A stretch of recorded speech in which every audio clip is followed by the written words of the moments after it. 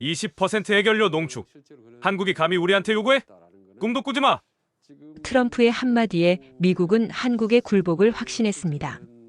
하지만 며칠 후 모든 것이 뒤집혔습니다. 프랑스가 한국과의 500억 달러 계약서를 들고 나타났고 G7은 반으로 쪼개졌습니다. 경주 에이펙에서는 한국이 의장국으로 새로운 질서를 선언할 준비를 하고 있었죠. 도대체 무슨 일이 있었던 걸까요? 34년 준비한 한국은 어떻게 세계를 뒤집었을까요? 지금부터 그 충격적인 반전을 공개합니다. 구독과 좋아요 눌러주세요. 영상 제작에 큰 힘이 됩니다. 오늘 아침 세계가 떠들썩했습니다. 로이터 통신이 속보를 쏟아냈어요. 미국과 한국이 사용 후 연료 재처리 논의에 합의했다. CNN 화면 하단에 자막이 흘렀죠. 조선일보는 더 구체적이었어요. 한국이 20% 이하 저농축 우라늄 농축과 재처리 권한 확대를 요구했고 미국이 긍정적 반응을 보였다고 했어요. 워싱턴 기자들이 술렁이기 시작했습니다. 제 전화가 울렸어요. 안녕하세요. 저는 데이비드 스털링입니다. 국무부 동아태 차관보로 22년째 일하고 있죠. 북핵 위기도 중국 패권 경쟁도 일본 방위비 분쟁도 다 겪어봤습니다. 하지만 이렇게 가슴이 철렁한 적은 처음이었어요. 이 뉴스를 보는 순간 알았죠. 게임이 바뀌었다는 것을요. 하지만 정말 놀라운 건 따로 있었습니다. 며칠 전만 해도 우리는 웃고 있었거든요. 백악관 루즈벨트룸이었습니다. 긴급 안보회의가 소집됐어요. 로버트 윌슨 국가안보보좌관이 서류를 탁자에 내려놓았죠. 그는 항상 자신감 넘치는 사람이었습니다. 한국의 제안을 검토했습니다. 3,500억 달러 대미 투자 패키지와 해결료 재처리 권한 확대를 맞바꾸자는 거죠. 참모들이 고개를 끄덕였어요. 로버트가 웃었습니다. 우리가 주도권을 쥐고 있어요. 한국은 우리 기술 없이 해결료 한 톤도 못 구합니다. 회의실에 웃음이 번졌죠. 저는 한국 측 제안서를 넘겼습니다. 24기 원자로 운영, 3,992억 원 규모 혁신형 소형 모듈 원자로 사업 추진, 재처리 기술 확보 필요성 강조. 로버트가 코웃음 쳤어요. 소형 원자로 개발? 10년은 더 걸립니다. 다들 동의했죠. 그때 제 전화가 울렸습니다. 클라우스 밀러 독일 원자력 전문가였어요. 데이비드, 한국을 너무 모르십니다. 그의 목소리가 진지했죠. 스마트 원자로는 독자 기술입니다. 미국 기술에 의존하지 않아요. 저는 고개를 저었습니다. 과장 아닙니까? 클라우스가 한숨을 쉬었어요. 한국은 이미 10년을 준비했습니다. 잠수함 건조 기술은 세계 5위고요. 저는 전화를 끊었습니다. 회의실로 돌아가야 했거든요. 로버트가 계속 말하고 있었어요. 한국은 결국 우리 조건을 받아들일 겁니다. 선택지가 없으니까요. 국무장관이 조심스럽게 물었습니다. 한국이 제3국과 협력하면 어쩌죠? 로버트가 손을 흔들었어요. 프랑스? 러시아? 말도 안 됩니다. 핵 확산 금지 조약에서 벗어날 수 없어요. 참모 한 명이 자료를 들었죠. 한수원이 최근 사우디와 스마트 원자로 공동 개발을 진행 중입니다. 미국 기술을 쓰지 않는다고 명시했대요. 로버트가 어깨를 으쓱했습니다. 상업용 원자로와 군사용은 다릅니다. 회의가 끝나갈 무렵 극비 보고서가 들어왔어요. 한국 경주 문무대왕과학연구소 24시간 가동 중. 연구소 열감지 급상승 포착. 저는 보고서를 읽으며 미간을 찌푸렸습니다. 로버트가 보고서를 훑어봤어요. 연구소 가동? 당연하죠. 그래봐야 연구 단계입니다. 하지만 제 가슴이 두근거렸죠. 뭔가 이상했거든요. 회의가 끝나고 복도를 걸었습니다. 창밖으로 워싱턴 기념탑이 보였어요. 저는 이 일을 22년 동안 해왔습니다. 북한 핵실험, 중국 남중국해 분쟁, 일본 재무장 논란. 한치 앞도 모르는 협상들을 수없이 봤죠. 하지만 이번엔 달랐어요. 한국이 달랐습니다. 평택 한수원 본사에 전 임원이 소집됐다는 정보가 들어왔죠. 경주 연구소 주변에 특별 경비가 배치됐다는 보고도 있었어요. 야간 불빛이 며칠째 꺼지지 않는다는 위성 사진까지요. 사무실로 돌아왔습니다. 컴퓨터를 켰죠. 한국 외교부 홈페이지에 새 보도 자료가 떠 있었어요. 원자력 독립의 해. 제목만 봐도 심상치 않았습니다. 평택 한수원 본사에 전 임원이 소집됐다는 정보도 들어왔죠. 경주 연구소 주변에 특별 경비가 배치됐다는 보고도 있었어요. 야간 불빛이 며칠째 꺼지지 않는다는 위성 사진까지요. 저는 의자에 기댔어요. 클라우스의 말이 머릿속을 맴돌았습니다. 한국은 이미 준비했다. 정말 그럴까요? 불가능했어요. 해결료 없이는 아무것도 할 수 없으니까요. 하지만 제 가슴은 두근거렸죠. 뭔가 이상했거든요. 저는 창밖을 봤습니다. 워싱턴의 하늘이 흐렸어요. 뭔가 잘못되고 있었습니다. 하지만 무엇인지 알 수 없었죠. 한국이 움직이고 있었어요. 조용히 하지만 확실하게요.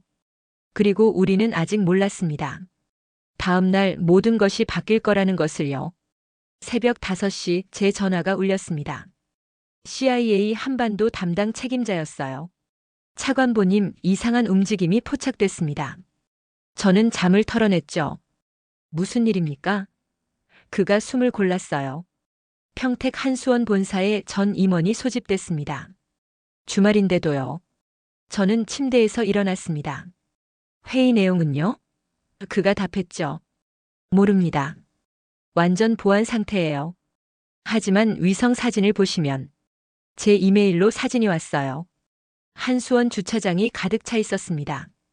경주 문무대왕연구소도 마찬가지였죠. 새벽 3시인데도 모든 층에 불이 켜져 있었어요. 저는 옷을 입었습니다. 국무부로 가야 했어요. 차 안에서 한국 뉴스를 검색했죠. 연합뉴스 속보가 떴습니다. 한국 외교부 오늘 오후 3시 긴급 브리핑 예고. 주제는 공개하지 않았어요. 하지만 제목이 심상치 않았죠. 원자력 정책 관련 중요 발표. 저는 로버트에게 전화했습니다. 보좌관님, 한국이 뭔가 준비하고 있습니다. 로버트가 하품을 했어요. 데이비드, 너무 예민한 거 아닙니까? 그냥 언론 플레이일 겁니다. 저는 고개를 저었죠. 직감이 그렇지 않습니다. 로버트가 짜증 섞인 목소리로 말했어요. 겁주기예요. 블러핑입니다. 한국은 결국 우리 조건을 받아들일 겁니다. 국무부에 도착했습니다. 동료들이 모여 있었어요. 모니터에는 CNN이 켜져 있었죠. 한국 외교부 3시간 후 중대 발표 예정. 앵커가 말했습니다. 소식통에 따르면 핵추진 잠수함 관련 내용이 포함될 것으로 보입니다. 사무실이 술렁였어요. 제 동료 하나가 물었죠. 핵잠수함이요? 설마 건조한다는 겁니까? 저는 어제 본 보고서를 떠올렸습니다. 3600톤급 30년 설계 축적 100메가와트급 소형 모듈 원자로. 불가능하지 않았어요. 클라우스가 다시 전화했습니다. 데이비드 경고했잖아요. 저는 한숨을 쉬었죠. 클라우스, 지금 한국이 뭘 하려는 겁니까? 그가 차분히 말했어요. 10년 전부터 준비했습니다. 스마트 원자로 KSS-3 잠수함 문무대왕연구소. 다 연결돼 있어요. 저는 메모를 적었습니다. 한국이 정말 핵잠수함을 만들 수 있습니까? 클라우스가 웃었어요. 이미 설계는 끝났을 겁니다. 문제는 연료였죠. 그래서 재처리를 요구한 거예요. 제 손이 떨렸습니다. 그럼 우리가 거절하면요? 클라우스가 잠시 침묵했어요. 그럼 독자 노선으로 갑니다. 프랑스처럼요. 저는 전화를 끊고 자료를 뒤졌습니다. 프랑스 바라쿠다급 핵잠수함. 20% 이하 전홍축 우라늄 사용. 핵 확산 금지 조약 위반 없음. 합법적이었죠. 한국도 같은 방식으로 갈 수 있었어요. 저는 로버트에게 보고서를 보냈습니다. 제목은 한국의 핵잠수함 시나리오 분석이었죠. 30분 후 로버트가 전화했어요. 데이비드, 과장하지 마세요. 한국은 해결료를 못 구합니다. 우리가 막으면 끝이에요. 저는 반박하고 싶었습니다. 하지만 그는 이미 전화를 끊었죠. 오후 2시 45분이었습니다. 사무실 모두가 모니터 앞에 모였어요. CNN이 대통령실을 비추고 있었죠. 기자들이 가득 들어차 있었습니다. 저는 커피를 한 모금 마셨어요. 손이 떨렸죠. 3시 정각 조현 외교부 장관이 등장했습니다. 그의 표정이 단호했어요. 정부는 오늘 원자력 독립 정책의 새로운 방향을 발표합니다. 사무실이 조용해졌죠. 모두가 화면을 응시했어요. 조현 장관이 계속 말했습니다. 대한민국은 24기의 상업용 원자로를 운영하는 원자력 강국입니다. 하지만 해결료를 100% 수입에 의존하고 있죠. 이는 에너지 안보에 심각한 위협입니다. 그가 서류를 넘겼어요. 정부는 사용 후 연료 재처리 기술 확보를 최우선 과제로 삼을 것입니다. 동시에 혁신형 소형 모듈 원자로 개발을 가속화하겠습니다. 제 동료가 중얼거렸죠. 이게 뭔 소리야? 저는 화면에서 눈을 떼지 못했습니다. 기자 한 명이 손을 들었습니다. 장관님, 핵추진 잠수함 건조 계획이 있습니까? 사무실 공기가 얼어붙었어요. 조현 장관이 잠시 멈췄습니다. 그리고 천천히 말했죠. 국가 안보를 위해 필요한 모든 옵션을 검토하고 있습니다. 누군가 욕을 했어요. 제기랄. 저는 숨을 참았습니다. 조현 장관이 마지막으로 말했죠. 대한민국은 더 이상 누구의 허락을 구하지 않을 것입니다. 우리의 길을 갑니다. 브리핑이 끝났어요. 사무실이 난리가 났습니다. 전화기가 울려댔죠. 로버트가 긴급 회의를 소집했어요. 30분 후 우리는 다시 루즈벨트룸에 모였습니다. 로버트가 소리쳤어요. 한국이 미쳤습니까? 핵잠수함이라니. 국무장관이 차분히 말했죠. 합법적입니다. 핵 확산 금지 조약 범위 내에서 가능해요. 로버트가 탁자를 쳤어요. 동맹국이 우리 등 뒤에서 칼을 꽂았습니다. 저는 조용히 말했어요. 우리가 먼저 거절했습니다. 한국은 대안을 찾은 거예요. 로버트가 저를 노려봤죠. 데이비드, 지금 한국 편듭니까? 회의는 2시간 동안 이어졌습니다. 결론은 없었어요. 다만 한 가지는 명확했죠. 한국이 움직이고 있었습니다. 우리 예상보다 훨씬 빠르게요. 저는 사무실로 돌아왔어요. 컴퓨터를 켰죠. 이메일이 쌓여 있었습니다. CIA, NSA, 국방정보국. 모두 한국 관련 보고였어요. 경주연구소 열감지 상승 지속, 평택 한수원, 야간 3교대 운영 시작, 문무대왕 연구소 주변 경비 3배 증가. 저는 한숨을 쉬었습니다. 그때 CNN 속보가 떴어요. 프랑스 외교부 한국과 원자력 협력 확대 의사 밝혀. 제 심장이 철렁했죠. 프랑스가 한국 편을 든 겁니다. 저는 로버트에게 메시지를 보냈어요. 프랑스가 움직입니다. 답장은 없었죠. 저는 창밖을 봤습니다. 워싱턴의 하늘이 여전히 흐렸어요. 클라우스의 말이 떠올랐습니다. 궁지에 몰린 한국은 위험합니다. 우리가 한국을 궁지로 몰았나요? 아니면 한국이 우리를 궁지로 모는 걸까요? 밤 10시 제 전화가 또 울렸어요. 클라우스였습니다. 데이비드, 내일 더 큰 뉴스가 터질 겁니다. 저는 물었죠. 뭔데요? 그가 낮게 말했어요. 한국이 설계를 공개합니다. 3,600톤급 핵추진 잠수함. 전 세계가 볼 겁니다. 전화가 끊겼어요. 저는 의자에 주저앉았습니다. 한국이 진짜였어요. 블러핑이 아니었죠. 며칠 전 로버트의 웃음이 떠올랐습니다. 한국은 우리 조건을 받아들일 겁니다. 정말 그럴까요? 저는 확신할 수 없었어요. 한국이 이미 칼을 갈고 있었으니까요. 그리고 그 칼날이 우리를 향하고 있었습니다. 다음 날 아침이었습니다. 저는 CNN 속보로 잠에서 깼어요. 한국이 핵추진 잠수함 설계도를 오늘 공개한다는 내용이었죠. 제 심장이 뛰었습니다. 클라우스의 예언이 맞아떨어지고 있었어요. 저는 서둘러 국무부로 향했습니다. 차 안에서 로이터 뉴스를 확인했죠. 대통령실이 오전 10시에 특별 브리핑을 연다고 했고 국방과 과학기술 관계자들이 모두 참석한다는 내용이었어요. 이건 그냥 발표가 아니었습니다. 시위였죠. 오전 9시 50분 우리는 회의실에 모였습니다. 로버트가 탁자를 쳤어요. 설계도 공개라니 미쳤습니까? 국방부 차관이 침착하게 말했죠. 합법적인 행위입니다. 핵 확산 금지 조약은 설계 공개를 막지 않아요. 로버트가 소리쳤어요. 그럼 건조는요? 연료는 어디서 구합니까? 저는 조용히 말했습니다. 그게 문제죠. 한국이 카드를 꺼낸 겁니다. 누군가 모니터를 켰어요. 대통령실 브리핑룸이 화면에 나타났습니다. 10시 정각 박진호가 등장했습니다. 한국수력원자력연구소장이었어요. 회색 정장을 입고 검은 안경을 쓴 그는 차분한 표정으로 단상에 섰죠. 안녕하십니까? 저는 박진호입니다.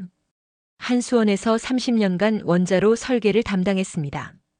그의 목소리가 단호했어요. 저는 화면에서 눈을 뗄 수 없었습니다. 스크린에 무언가 떴어요. 푸른 빛으로 회전하는 3D 잠수함 설계도였습니다. 박진호가 레이저 포인터로 화면을 가리켰어요. 이것이 대한민국 차세대 핵추진 잠수함입니다. 배수량은 3,600톤급이고 전장은 83m입니다. 그가 계속 설명했죠. 함체 직경은 8.5m이며 100메가와트급 소형 모듈 원자로를 탑재합니다. 숫자들이 하나씩 쏟아졌어요. 회의실이 조용해졌습니다. 리튬이온 배터리 통합 시스템도 적용했습니다. 저는 메모를 했어요. 로버트가 중얼거렸죠. 불가능해. 하지만 그의 목소리가 떨렸습니다.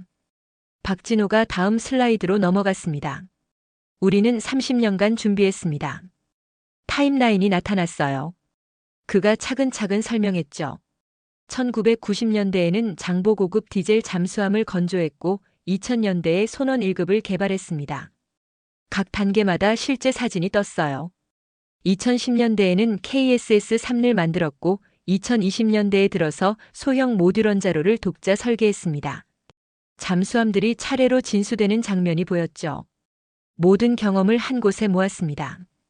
그가 단호하게 말했어요. 2년 내 진수가 가능합니다. 기자들이 술렁였습니다. 우리 회의실도 마찬가지였죠. 한 기자가 손을 들었습니다. 연료는 어떻게 확보하십니까? 핵심을 찌르는 질문이었어요. 박진호가 잠시 멈췄습니다. 그리고 천천히 대답했죠. 20% 이하 전홍축 우라늄을 사용할 계획입니다. 이는 핵 확산 금지 조약 범위 내에서 완전히 합법적입니다. 제 동료가 소리쳤어요. 우리 허락 없이는 불가능해. 하지만 박진호가 침착하게 말을 이었습니다. 프랑스의 바라쿠다급 잠수함이 이미 같은 방식을 사용하고 있습니다. 회의실에 침묵이 흘렀어요. 로버트가 급히 전화기를 들었습니다. 국무장관님, 긴급 회의가 필요합니다. 저는 계속 화면을 봤어요. 박진호가 마지막 슬라이드를 보여줬죠. 거대한 글씨가 화면을 채웠습니다. 대한민국은 준비됐습니다. 그가 고개를 숙이고 브리핑룸을 나갔어요. 기자들이 일제히 일어섰습니다. CNN 앵커가 흥분한 목소리로 말했죠. 역사적인 순간을 목격하고 있습니다. 한국이 핵추진 잠수함 시대의 문을 열었습니다. 30분 후 백악관 긴급회의가 소집됐습니다. 국무장관이 서둘러 들어왔어요. 지금 상황을 정리하겠습니다. 그가 서류를 펼쳤죠. 한국이 핵잠수함 설계를 완료했습니다. 우리 전문가들의 평가로는 기술적으로 충분히 실현 가능하다고 합니다. 로버트가 소리쳤어요. 핵연료는요? 우리 허락 없이는 절대 불가능합니다. 국무장관이 천천히 고개를 저었어요. 프랑스가 협력할 수 있습니다. 러시아도 가능성이 있고요. 심지어 한국이 자체 생산도 검토하고 있다는 정보가 있습니다. CIA 보고서가 회의 테이블에 올라왔습니다. 표지에 붉은 글씨로 긴급이라고 쓰여 있었어요. 저는 보고서를 펼쳤습니다. 지난주 파리에서 고위급 회담이 열렸다는 내용이었어요. 한국 외교부 차관과 프랑스 국방부 장관이 만났다고 했죠. 제 눈에 중요한 문장이 들어왔습니다. 프랑스는 20% 전홍축 방식으로 바라쿠다급을 성공적으로 건조했고 한국도 똑같은 방식을 검토하고 있다는 내용이었어요. 로버트가 서류를 집어던졌습니다. 이건 배신입니다. 국무장관이 침착한 목소리로 말했습니다. 배신이 아닙니다. 이건 현실입니다. 우리가 먼저 한국의 제안을 거절했고 한국은 다른 길을 찾은 겁니다. 그가 모두를 둘러봤어요. 이제 우리가 협상 테이블로 돌아가야 합니다. 로버트가 강하게 고개를 저었어요. 굴복은 절대 안 됩니다.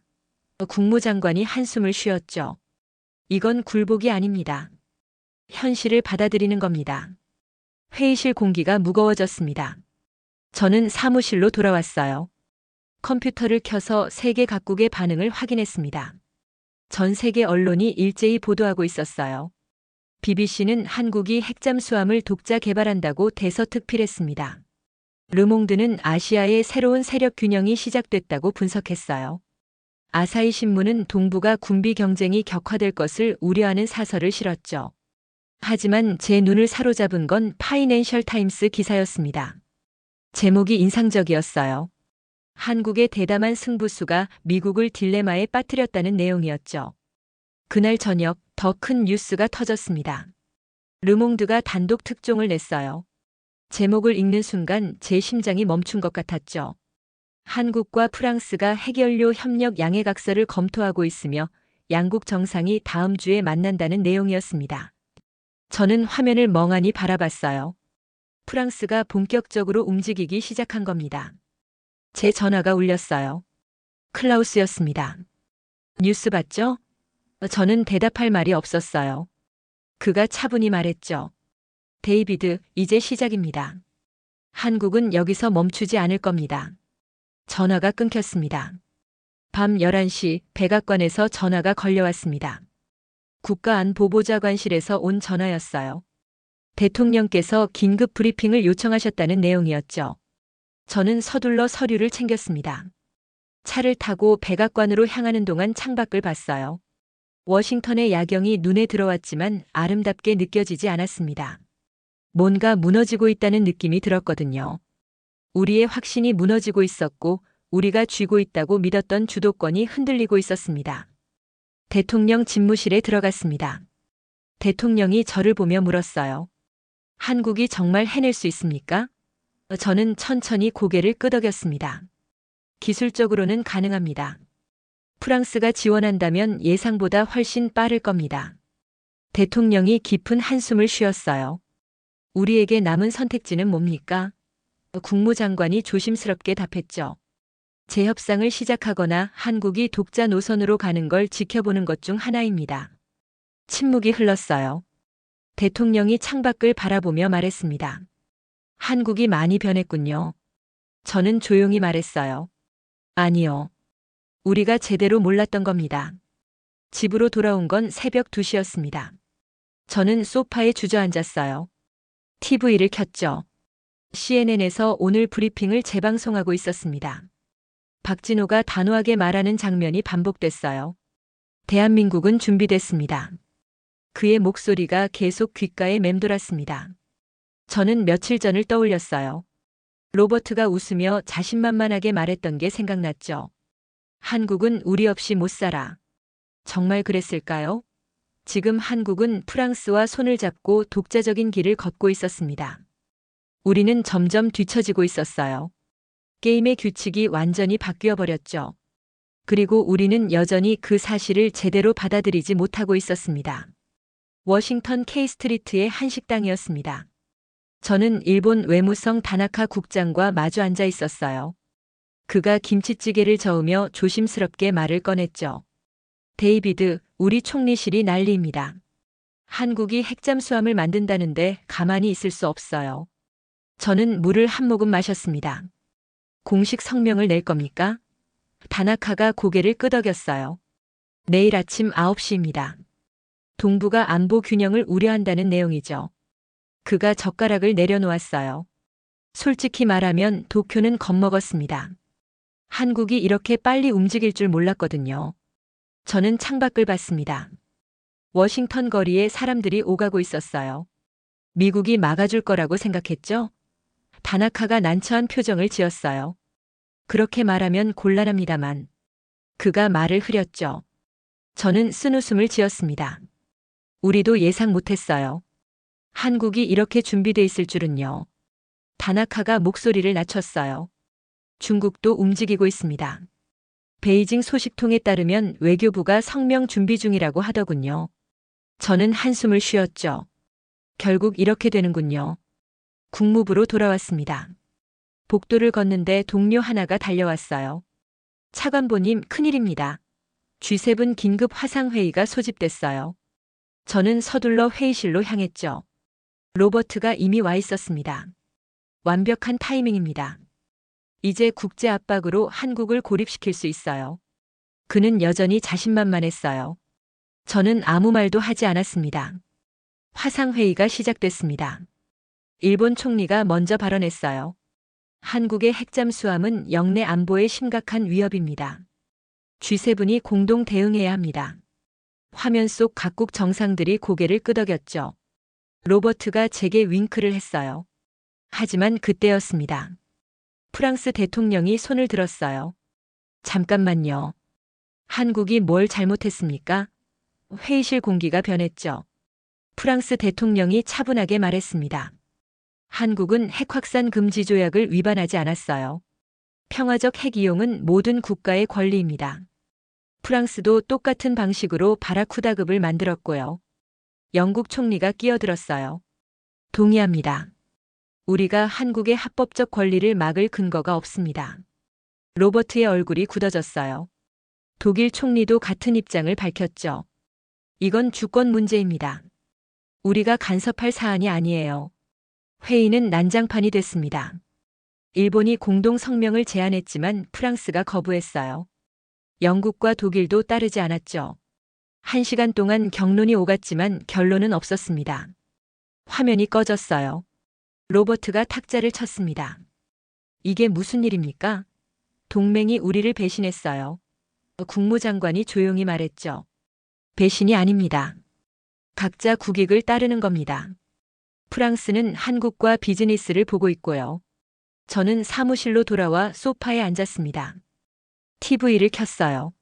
CNN에 익숙한 얼굴이 나타났죠. 이윤서 한국 외교부 차관이었습니다. 앵커가 물었어요. 한국이 미국과의 관계를 포기하는 겁니까? 이윤서가 미소를 지었어요. 차갑지만 우아한 미소였죠. 포기가 아닙니다. 진화예요. 우리는 70년 동안 보호받는 입장이었어요. 이제 동등한 파트너가 되려는 겁니다. 앵커가 다시 물었습니다. 그럼 미국이 반대하면 어떻게 하시겠습니까? 이윤서가 잠시 멈췄어요. 그리고 단호하게 말했죠. 에너지 안보는 협상 대상이 아닙니다. 우리는 24기의 원자로를 운영하는 나라예요. 하지만 연료를 전부 수입에 의존하죠. 이건 주권 국가로서 용납할 수 없습니다. 저는 화면을 멍하니 봤어요. 그녀의 말에는 흔들림이 없었습니다. 우리는 이미 10년을 준비했어요. 미국이 함께하길 바라지만 혼자서도 갈 수 있습니다. 제 휴대폰이 진동했습니다. 클라우스였어요. 문자 메시지가 왔죠. CNN 보고 계십니까? 이윤서는 농담하지 않습니다. 한국은 진심입니다. 저는 전화를 걸었어요. 클라우스가 바로 받았습니다. 데이비드 봤죠? G7이 무너졌어요. 저는 창밖을 봤습니다. 유럽이 한국 편을 들 줄 몰랐습니다. 클라우스가 한숨을 쉬었어요. 편을 드는 게 아니에요. 그냥 현실을 인정하는 겁니다. 한국이 합법적으로 움직이고 있고 프랑스는 돈을 벌 수 있으니까요. 저는 의자에 기댔습니다. 다음은 뭡니까? 클라우스가 잠시 침묵했어요. 인도와 브라질이 움직입니다. 개도국들이 한국 편을 들 거예요. 에너지 독립은 그들에게도 중요하니까요. 제 머리가 복잡해졌죠. 우리가 완전히 고립되는 겁니까? 클라우스가 무겁게 말했어요. 아직은 아닙니다. 하지만 데이비드, 시간이 없어요. 한국 프랑스 정상회담이 일주일 후입니다. 그때 양해각서가 서명되면 끝입니다. 전화를 끊었습니다. 저는 책상 서랍을 열었어요. 한국 관련 파일들이 쌓여 있었죠. 3년 전 보고서를 꺼냈습니다. 제목이 눈에 들어왔어요. 한국의 원자력 야심 과대평가된 위협. 저는 쓴웃음을 지었죠. 과대평가라고요? 우리가 과소평가했습니다. 한국을 완전히 잘못 봤어요. 복도를 걸었습니다. 밤 10시가 넘었지만 불이 켜진 사무실이 많았어요. 모두가 한국 문제로 야근하고 있었죠. 한 회의실을 지나가는데 로버트의 목소리가 들렸습니다. 한국이 블러핑하고 있어요. 조금만 더 압박하면 무너집니다. 누군가 반박했어요. 보좌관님, G7도 갈라졌는데 무슨 압박을 하겠습니까? 로버트가 소리쳤죠. 그럼 굴복하자는 겁니까? 저는 그냥 지나쳤습니다. 카페테리아에 들어갔습니다. 국방부에서 온 동료가 옆에 섰죠. 힘드시죠? 그가 말했습니다. 저는 고개를 끄덕였어요. 이렇게 될 줄 몰랐습니다. 펜타곤도 난리예요. 한국이 핵잠수함 3척을 만들면 동북아 전력 균형이 완전히 바뀝니다. 저는 물었죠. 막을 수 있습니까? 그가 고개를 저었어요. 기술적으론 불가능합니다. 프랑스가 도우면 더더욱이요. 사무실로 돌아왔습니다. 이메일이 쌓여 있었어요. 인도 외교부에서 온 보도 자료가 눈에 띄었죠. 인도, 한국의 평화적 핵 이용 권리 지지. 내용을 읽었습니다. 모든 국가는 에너지 안보를 추구할 권리가 있으며 한국의 결정을 존중한다. 브라질에서도 비슷한 성명이 왔어요. 한국 모델은 개도국의 중요한 선례다. 저는 한숨을 쉬었습니다. 한국이 제3세계의 영웅이 되고 있었어요. 클라우스가 다시 전화했습니다. 데이비드, 인도와 브라질 봤죠? 저는 피곤하게 대답했어요. 맞습니다. 클라우스가 진지하게 말했죠. 이제 선택해야 합니다. 협상 테이블로 돌아가거나 한국이 완전히 독립하는 걸 지켜보거나 중간은 없어요. 저는 창밖을 봤습니다. 워싱턴의 밤이 깊어가고 있었어요. 클라우스, 우리가 이길 수 있습니까? 그가 한참을 침묵했어요. 이기는 게 중요한가요? 살아남는 게 중요하죠. 자리에 앉아 보고서를 열었습니다. 최악의 시나리오 한국의 완전한 원자력 독립. 타이핑을 시작했어요. 손가락이 키보드 위에서 멈췄습니다. 며칠 전 로버트가 웃으며 했던 말이 떠올랐죠. 한국은 우리 없이 못 살아. 정말 그랬을까요? 지금 한국은 프랑스, 인도, 브라질과 손잡고 있었습니다. 오히려 우리가 고립되고 있었어요. 저는 다시 타이핑하기 시작했습니다. 한국은 더 이상 협상 테이블로 돌아오지 않을 수 있다. 우리에게 시간이 없다. 비행기가 인천공항에 착륙했습니다. 저는 창밖을 봤어요. 한국 땅을 밟는 게 3년 만이었죠. 국무장관이 저를 불렀던 게 일주일 전이었습니다. 데이비드, 한국에 가세요. 직접 확인해야 합니다. 그들이 정말 할 수 있는지요. 로버트는 반대했어요. 시간 낭비입니다. 하지만 국무장관은 단호했죠. 눈으로 봐야 합니다. 경주행 KTX에 올랐습니다. 시속 300km로 달렸어요. 창밖으로 논밭이 스쳐 지나갔죠. 제 옆에는 CIA 기술 분석관 톰 체이스가 앉아 있었습니다. 그가 서류를 넘기며 말했어요. 박진호 58세. 서울대 원자력공학과 수석 졸업. MIT 박사. 한수원 34년 근무. 저는 프로필을 읽었습니다. 장보 고급부터 KSS-3까지 전부 그가 설계했네요. 톰이 고개를 끄덕였어요. 그가 산 증인입니다.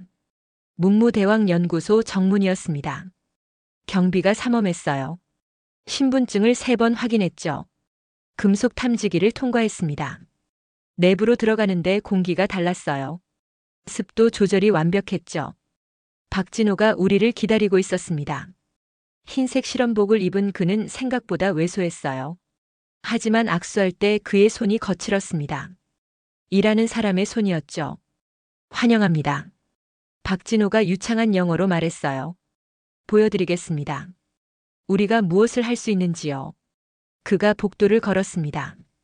우리가 따라갔죠. 벽에 사진들이 걸려 있었어요. 1990년 장보고급 진수식, 2007년 손원 1급 건조, 2021년 KSS 3출항. 박진호가 한 사진 앞에서 멈췄습니다. 이게 시작이었습니다. 그가 말했어요. 젊은 박진호가 설계도 앞에서 웃고 있었죠. 클린룸에 들어갔습니다. 토끼복을 입어야 했어요. 먼지 하나 없는 공간이었죠. 거대한 원자로 모형이 있었습니다. 박진호가 그것을 어루만졌어요. 100메가와트급 소형 모듈 원자로입니다. 34년 경험의 결정체죠. 그가 손가락으로 특정 부분을 가리켰습니다. 이 냉각 시스템을 보세요. 공차가 0.003mm입니다. 톰이 눈을 크게 떴어요. 불가능한 수치 아닙니까? 박진호가 미소를 지었습니다. 5년 전까지는요. 그가 우리를 작업대로 안내했습니다. 엔지니어 한 명이 현미경을 들여다보고 있었어요. 박진호가 그를 소개했죠. 이창호 수석 연구원입니다. 28년 경력이에요. 이창호가 고개를 들었습니다. 보여드릴까요? 그가 현미경 렌즈를 조정했어요. 저는 들여다봤습니다. 미세한 용접선이 보였죠. 완벽했습니다. 이게 핵심입니다. 이창호가 말했어요. 소수점 4자리까지 정밀해야 해요. 0.0001mm 오차도 허용되지 않습니다. 톰이 물었습니다. 기계가 하는 겁니까? 이창호가 고개를 저었어요. 사람입니다. 손끝 감각으로 느껴야 해요. 그가 장갑을 벗었습니다. 손가락 끝이 거칠었어요. 28년 동안 10만 번 용접했습니다. 이제 온도를 손으로 압니다. 그가 금속판을 만졌죠. 지금 327도입니다. 톰이 온도계를 댔습니다. 326.8도였어요. 톰의 입이 벌어졌습니다. 다음 방으로 이동했습니다. 시뮬레이션 센터였어요. 거대한 스크린에 3D 모델이 떠 있었죠. 박진호가 키보드를 두드렸습니다. 이건 비상 상황 시뮬레이션입니다. 화면에 빨간 경고가 떴어요. 냉각수 누출, 압력 상승, 온도 급등. 숫자들이 미친 듯이 올라갔죠. 박진호가 침착하게 명령을 입력했습니다. 하나, 둘, 셋. 시스템이 안정화됐어요. 17초 만이었습니다. 다시 해보세요. 톰이 말했습니다. 박진호가 웃었어요. 조건을 바꿔보시죠. 톰이 앞으로 나갔습니다. 그가 키보드를 두드렸어요. 더 극단적인 상황을 만들었죠. 냉각 펌프 3개 동시 고장, 백업 전원 차단, 제어봉 2개 작동 불능. 화면이 빨갛게 변했습니다. 박진호가 심호흡을 했어요. 그의 손가락이 키보드 위에서 춤췄습니다. 20초, 21초, 22초. 시스템이 녹색으로 돌아왔어요. 안전 모드 진입 성공이었습니다. 톰이 놀란 표정으로 물었습니다. 어떻게 했습니까? 박진호가 화면을 가리켰어요. 17개 매개 변수를 동시에 조정했습니다. 순서가 중요해요. 하나라도 틀리면 노심 용융이 시작됩니다. 그가 우리를 봤죠. 34년 동안 이 시뮬레이션을 8만 번 돌렸습니다. 이제 눈 감고도 할 수 있어요. 저는 숨이 막혔습니다. 이건 단순한 기술이 아니었어요. 예술이었죠. 지하 실험실로 내려갔습니다. 보안 도어가 3개였어요. 홍채 인식, 지문, 음성까지 확인했죠. 문이 열렸습니다. 거대한 수조가 있었어요. 물속에 원자로 축소 모형이 잠겨 있었습니다. 박진호가 설명했어요. 실제 크기의 10분의 1입니다. 하지만 모든 시스템이 작동해요. 그가 스위치를 올렸습니다. 물속에서 파란 빛이 번졌어요. 체렌코프 복사였습니다. 가동 중입니까? 제가 놀라서 물었습니다. 박진호가 고개를 끄덕였어요. 5메가와트로 돌리고 있습니다. 3년째예요. 단 한 번도 문제 없었죠. 톰이 계측기를 확인했습니다. 온도, 압력, 중성자 플럭스 모든 게 완벽했어요. 믿을 수 없습니다. 톰이 중얼거렸죠. 박진호가 조용히 말했습니다. 이게 우리가 증명하고 싶었던 겁니다. 우리는 준비됐다고요. 휴게실로 이동했습니다. 커피를 마시며 박진호가 말했어요. 차관보님, 솔직히 말씀드리죠. 그가 커피잔을 내려놓았습니다. 우리는 미국 기술이 필요 없어요. 이미 다 있습니다. 하지만 동맹이 소중해요. 함께 가고 싶습니다. 저는 그를 봤어요. 그럼 왜 이렇게 강하게 밀어붙입니까? 박진호가 쓸쓸히 웃었죠. 존중받고 싶어서요. 우리도 동등한 파트너라는 걸 인정받고 싶습니다. 그가 창밖을 가리켰습니다. 연구소 마당에 젊은 엔지니어들이 모여 있었어요. 저 친구들이 미래입니다. 20대, 30대죠. MIT, 스탠포드, 칼텍에서 공부했어요. 다들 한국으로 돌아왔습니다. 박진호가 말했어요. 왜 돌아왔을까요? 여기서 꿈을 이룰 수 있으니까요.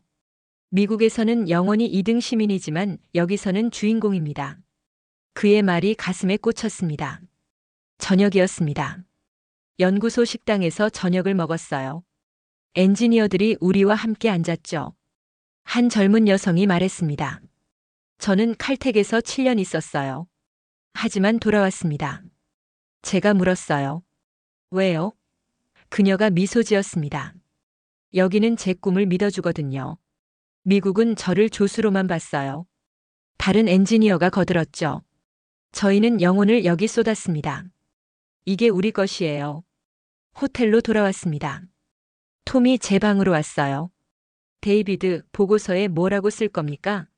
저는 창밖을 봤습니다. 경주 밤하늘에 별이 빛나고 있었어요. 사실대로 쓰겠습니다. 한국은 준비됐다고요. 톰이 한숨을 쉬었습니다. 로버트가 믿을까요? 저는 고개를 저었죠. 믿든 안 믿든 이게 현실입니다. 노트북을 열었습니다. 보고서를 쓰기 시작했어요. 대한민국 원자력 기술 현장 평가 보고서. 첫 문장을 적었습니다. 한국은 독자적 핵추진 잠수함 건조 능력을 보유하고 있다. 기술적으로나 인력 면에서 완전히 준비됐다. 손가락이 키보드 위에서 멈췄어요. 다음 문장을 고민했죠. 34년 축적된 경험, 소수점 4자리 정밀도, 8만 회 시뮬레이션. 이것은 단순한 기술이 아니라 장인 정신이다. 계속 타이핑했습니다. 영혼이라는 표현이 과장이 아니다. 한국 엔지니어들은 이 기술에 인생을 바쳤다. 박진호의 얼굴이 떠올랐어요. 이창호의 거친 손가락도요. 미국이 기술을 제공했다 해도 그들 없이는 작동하지 않을 것이다. 진짜 기술은 사람 안에 있다. 마지막 문장을 적었습니다. 권고 사항 한국과의 협상에서 현실적 접근이 필요하다. 그들은 대안을 가지고 있다. 저장 버튼을 눌렀습니다. 내일 아침 이 보고서가 워싱턴으로 날아갈 거예요. 로버트가 뭐라고 할지 뻔했죠. 과장이다, 속았다, 한국 편을 든다. 하지만 상관없었습니다. 저는 제 눈으로 봤어요. 한국은 진짜였습니다. 그들은 34년을 준비했고 이제 날아오를 준비가 됐어요. 우리가 함께하든 혼자 가든 그들은 멈추지 않을 겁니다. 경주의 밤은 고요했습니다. 하지만 연구소의 불빛은 여전히 켜져 있었어요. 그들은 오늘 밤에도 꿈을 만들고 있었습니다. 워싱턴으로 돌아온 게 이틀 전이었습니다. 제 보고서가 백악관에 도착했어요. 로버트가 전화를 걸어왔죠. 데이비드, 한국이 다 준비됐다고요? 쇼에 속은 겁니다. 저는 침착하게 대답했습니다. 제 눈으로 봤습니다. 그들은 진짜예요. 국무장관이 최후 협상을 소집했습니다. 오늘이 그날이었어요. 국무부 7층 회의실, 밤 11시였습니다. 이윤서가 들어왔어요. 모두 지쳐 보였습니다. 3주째 왕복하고 있었거든요. 시작하시죠. 국무장관이 말했습니다. 로버트가 서류를 펼쳤어요. 최종 제안입니다. 15% 농축, 제한적 재처리, 미국 전문가 상주 감독. 이윤서가 서류를 보지도 않았어요. 거절합니다. 로버트가 탁자를 쳤죠. 협상은 양보입니다. 이윤서가 차갑게 말했습니다. 우리는 이미 70년을 양보했어요. 자정이 지났습니다. 아무도 양보하지 않았어요. 저는 중재를 시도했죠. 18% 농축은 어떻습니까? 이윤서가 저를 봤어요. 차관보님, 경주에서 박진호 소장이 뭐라고 했습니까? 20%가 필요하다고 했을 겁니다. 물리학은 협상 대상이 아니에요. 회의실이 무거워졌습니다. 새벽 2시가 됐습니다. 커피가 식어가고 있었어요. 로버트가 새로운 조건을 내밀었습니다. 17% 농축, 공동위원회 감독, 프랑스 협력 금지. 마지막 조항을 듣는 순간 이윤서의 표정이 굳어졌어요. 프랑스 협력 금지라고요? 로버트가 단호하게 말했죠. 동맹국은 우리하고만 협력해야 합니다. 이윤서가 펜을 탁자에 내려놓았습니다. 또각 소리가 크게 울렸어요. 보좌관님, 이윤서가 천천히 말했습니다. 동맹이 감옥입니까? 로버트가 반박했어요. 안보가 우선입니다. 이윤서가 일어섰습니다. 한국 대표단 전원이 따라 일어섰어요. 제 심장이 철렁했죠. 잠깐만요. 국무장관이 외쳤습니다. 하지만 이윤서는 서류 가방을 집었어요. 지퍼를 당기는 소리가 회의실에 울렸습니다. 찍. 이윤서가 서류들을 가방에 넣기 시작했어요. 천천히, 아주 천천히요. 국무장관이 애원했습니다. 차관님, 다시 앉으시죠. 이윤서가 고개를 저었어요. 70년 기다렸습니다. 그녀의 목소리가 떨렸습니다. 이제 우리 길을 갑니다. 가방을 닫았습니다. 딸깍. 그 소리가 종소리처럼 울렸어요. 이윤서가 우리를 향해 고개를 숙였습니다. 감사했습니다. 그녀가 문을 향해 걸었어요. 한 걸음, 두 걸음, 세 걸음. 로버트가 소리쳤습니다. 가시죠. 프랑스한테 가세요. 이윤서가 멈추지 않았습니다. 문 손잡이를 잡았어요. 문이 열렸습니다. 복도 불빛이 쏟아져 들어왔어요. 이윤서가 뒤돌아봤습니다. 프랑스는 이미 기다리고 있습니다.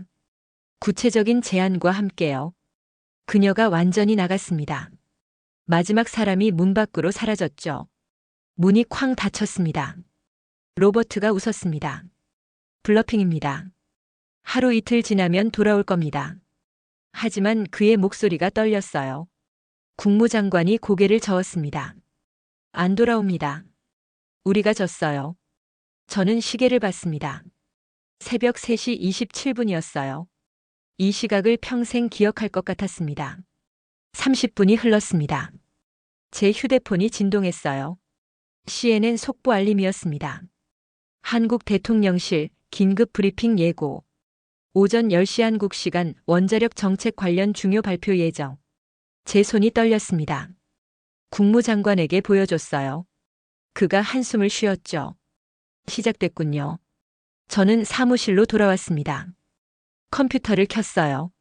CNN을 틀었죠. 화면에 대통령실이 보였습니다. 기자들이 모여들고 있었어요. 10시가 됐습니다. 한국은 오전, 워싱턴은 밤이었어요. 대통령실 대변인이 단상에 섰습니다. 정부는 중대한 결정을 내렸습니다.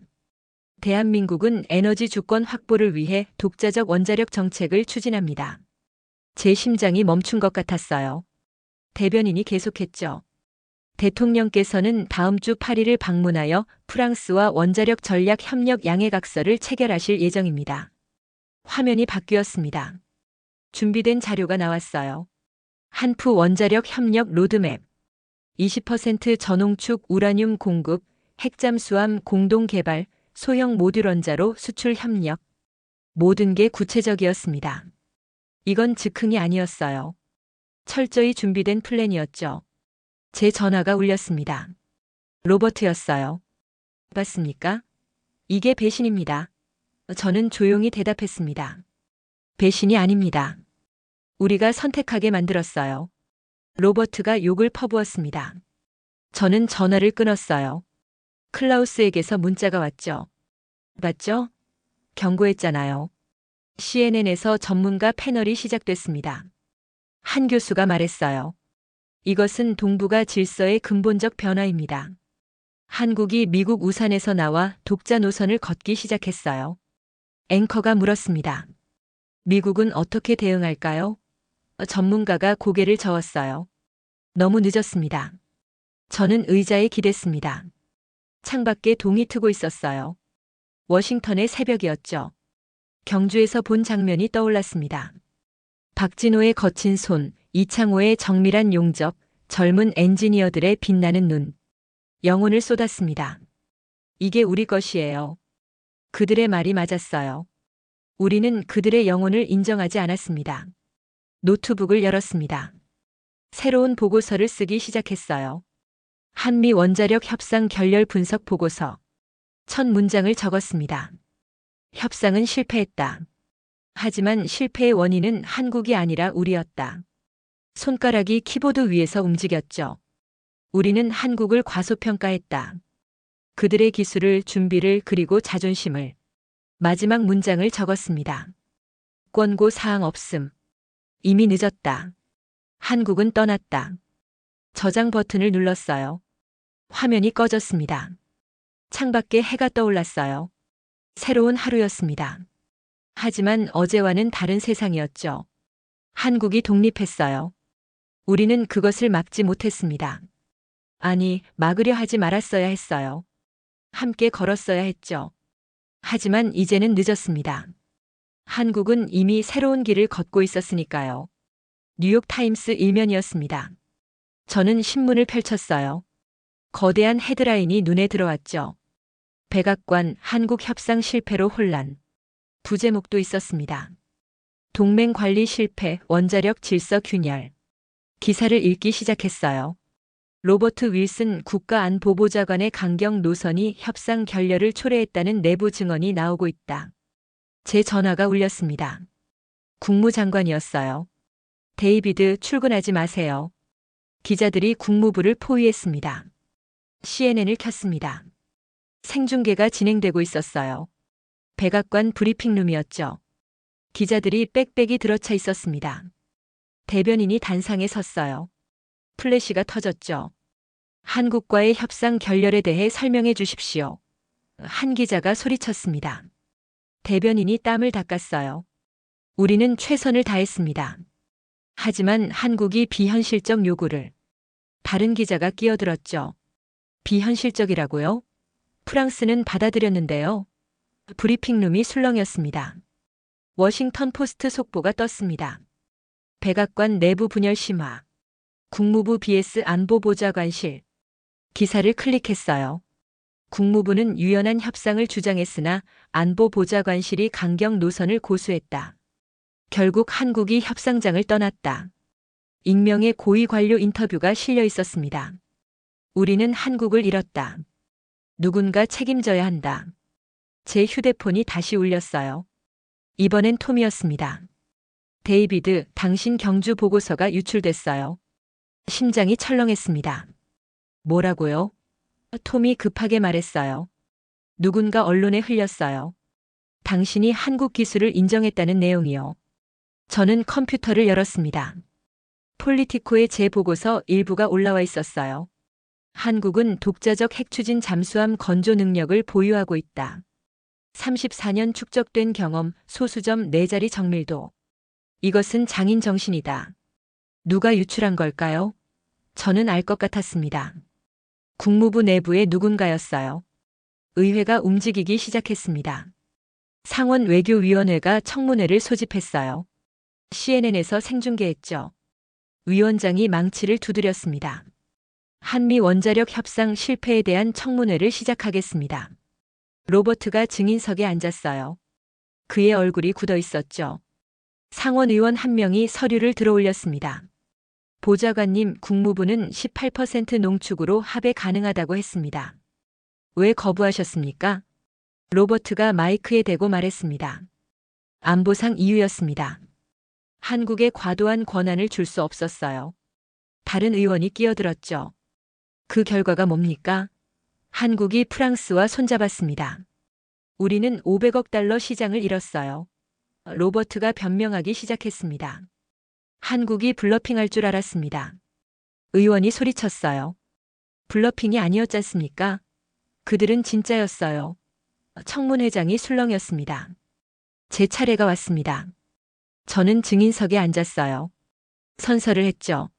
위원장이 물었습니다. 차관보님, 경주에서 무엇을 보셨습니까? 저는 심호흡을 했습니다. 준비된 나라를 봤습니다. 34년 동안 축적된 기술과 인력을요.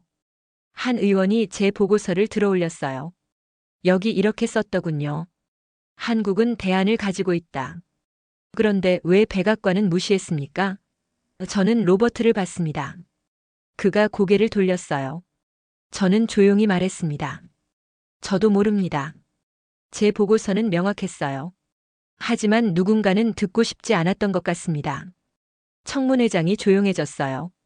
위원장이 고개를 끄덕였죠. 감사합니다, 차관보님. 저는 증인석에서 내려왔습니다. 복도로 나가는데 기자들이 몰려들었어요. 차관보님, 로버트 보좌관을 비판하는 겁니까? 저는 대답하지 않았습니다. 백악관 상황실이었습니다. 대통령이 모니터를 보고 있었어요.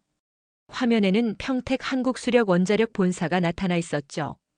직원들이 환호하고 있었습니다. CNN 자막이 흘렀어요. 한수원 사우디와 100억 달러 규모 원자로 계약 체결. 대통령이 한숨을 쉬었습니다. 저들은 날아오르고 있어요. 우리는 뒤처지고 있고요. 국무장관이 말했죠. 재협상을 시도해야 합니다. 대통령이 고개를 저었어요. 아직은 아닙니다. 자존심이 허락하지 않아요. 저는 사무실로 돌아왔습니다. 책상 위에 흰 봉투가 놓여 있었어요. 사표였습니다. 제가 쓴 게 아니었어요. 로버트 것이었죠. 대통령님께 한국 협상 실패에 대한 책임을 지고 사임합니다. 로버트 윌슨. 저는 봉투를 내려놓았습니다. 끝이었어요. 로버트의 끝이요. 클라우스가 마지막 전화를 걸어왔습니다. 데이비드 들었습니까? 로버트가 사퇴했다더군요. 저는 창밖을 봤어요. 방금 알았습니다. 클라우스가 한숨을 쉬었죠. 자만의 대가예요. 로마도 그렇게 무너졌습니다. 강력했지만 오만했죠. 동맹국들을 무시했어요. 결국 혼자 남았고요. 저는 그의 말을 곱씹었습니다. 우리도 같은 길을 가는 겁니까? 클라우스가 조용히 말했어요. 아직은 늦지 않았습니다. 하지만 빨리 바뀌어야 해요. 저녁 뉴스가 시작됐습니다. 앵커가 심각한 표정으로 말했어요. 로버트 윌슨 국가안보보좌관이 오늘 사퇴했습니다. 한국과의 협상 실패 책임을 졌습니다. 화면이 바뀌었죠. 로버트가 백악관을 나가고 있었습니다. 기자들이 질문을 쏟아냈어요. 보좌관님 후회하십니까? 로버트가 걸음을 멈추지 않았습니다. 차에 올라탔어요. 차가 떠났죠. 저는 TV를 껐습니다. 제 휴대폰에 사진 한 장이 도착했습니다. 톰이 보낸 거였어요. 평택 한수원 본사 사진이었습니다. 밤인데도 모든 층에 불이 켜져 있었어요. 메시지가 함께 왔죠. 저들은 멈추지 않습니다. 저는 사진을 확대했어요. 창문 너머로 사람들이 보였습니다. 일하고 있었어요. 꿈을 만들고 있었죠. 또 다른 사진이 왔습니다. 이번엔 경주 문무대왕연구소였어요. 역시 밤인데 환했습니다. 젊은 엔지니어들이 실험실에서 무언가를 들여다보고 있었죠. 박진호도 보였습니다. 그가 화이트보드에 뭔가 적고 있었어요. 톰의 메시지가 또 왔습니다. 우리가 잠들 때 저들은 깨어 있습니다. 저는 사진을 내려다봤어요. 대비가 명확했습니다. 워싱턴은 혼란에 빠져 있었습니다. 청문회, 사퇴, 비난, 책임 전가. 모두가 과거를 돌아보며 싸우고 있었어요. 하지만 한국은 달랐습니다. 그들은 미래를 만들고 있었죠. 평택에서 경주에서 밤낮 없이 일하고 있었어요. 34년 동안 그랬듯이요. 노트북을 열었습니다. 새로운 이메일이 와 있었어요. 국무장관이었습니다. 데이비드, 당신이 옳았습니다. 한국은 진짜였어요. 우리가 틀렸고요. 다음 주에 회의합시다. 재협상 방안을 논의해야 합니다. 저는 회신을 쓰기 시작했습니다. 장관님, 재협상은 가능할까요? 한국은 이미 앞서 나갔습니다. 우리가 따라잡을 수 있을까요? 보내기 버튼을 누르기 전에 멈췄습니다. 창밖을 봤어요. 워싱턴의 밤이 고요했습니다. 하지만 지구 반대편 한국은 깨어 있었죠. 일하고 꿈꾸고 날아오르고 있었습니다. 로버트가 했던 말이 떠올랐어요. 한국은 우리 없이 못 살아. 완전히 틀렸습니다. 한국은 할 수 있었어요. 이미 증명했죠. 클라우스의 마지막 말이 귓가에 맴돌았습니다. 로마도 자만으로 무너졌다. 우리 차례가 온 걸까요? 저는 이메일 전송 버튼을 눌렀습니다. 아직 늦지 않기를 바라면서요. 비행기가 인천공항에 착륙했습니다. 또 한국에 오게 됐어요. 이번엔 국무장관과 함께였죠. 대통령 특사 자격이었습니다. 며칠 후 경주에서 에이펙 정상회의가 열릴 예정이에요. 그 기간에 한미 정상회담도 잡혀 있었습니다. 국무장관이 창밖을 봤어요. 데이비드, 이번엔 달라야 합니다. 저는 고개를 끄덕였어요. 알고 있습니다. 경주행 KTX 아니었습니다. 국무장관이 서류를 펼쳤어요. 우리가 준비한 새로운 제안입니다.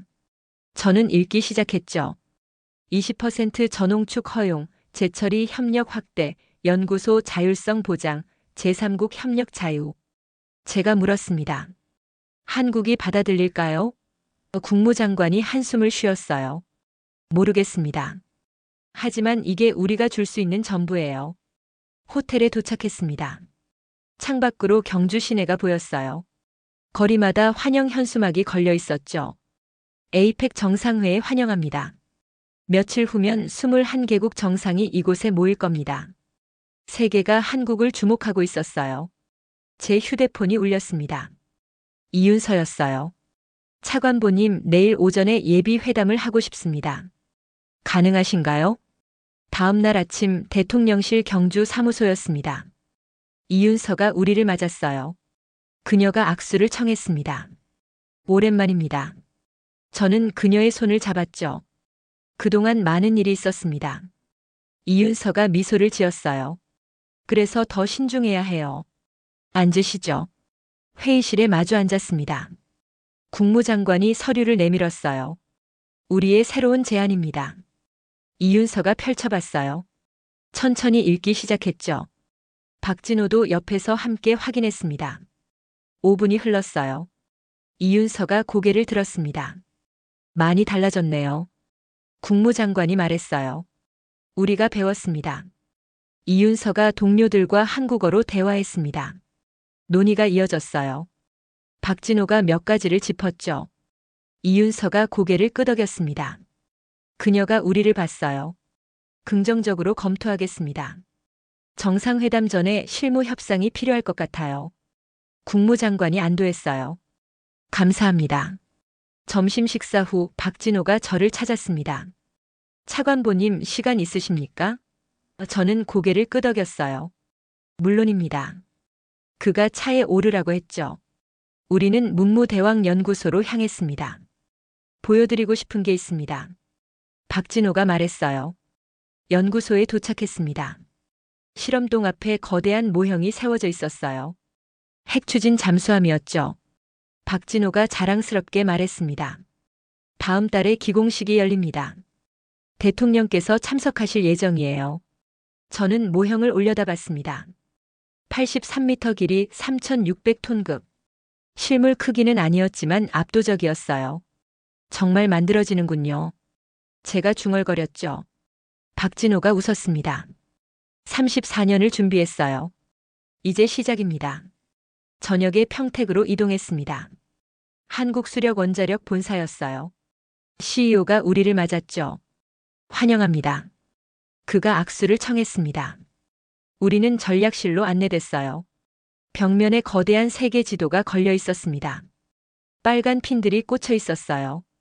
사우디, UAE, 폴란드, 체코, 베트남. CEO가 설명했습니다. 우리가 진출할 시장입니다. 계약 협상 중이고요. 한 직원이 프레젠테이션을 시작했어요. 한수원 글로벌 전략 2030. 화면에 숫자들이 떴습니다.